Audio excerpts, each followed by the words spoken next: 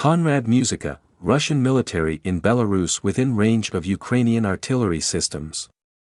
The possibility of a renewed Russian invasion from Belarusian territory is once again in the news.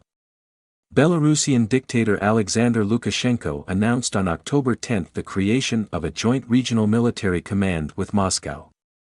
The Belarusian Defense Ministry followed with a statement that 9,000 Russian troops would be stationed in the country. Trains with Russian troops began arriving shortly after. By mid-October, Russia had once again begun using Belarusian territory as a launchpad to fire rockets, missiles, and drones at Ukrainian cities.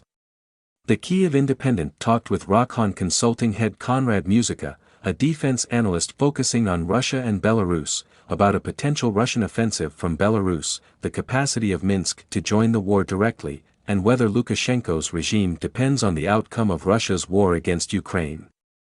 We are waiting to see more data about what the Russians are up to exactly, because there could be potentially several reasons as to what Russians are doing in Belarus.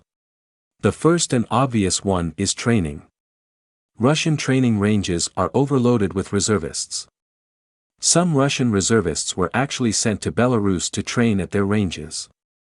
However, we also have to consider a scenario where Belarusians and Russians will train together, which could potentially indicate that Belarus may be taking a more active part in this war. When it comes to these 9,000 Russian soldiers, it's obviously something that is not going to make a difference in this war. It's too few soldiers to send into Ukraine from Belarus.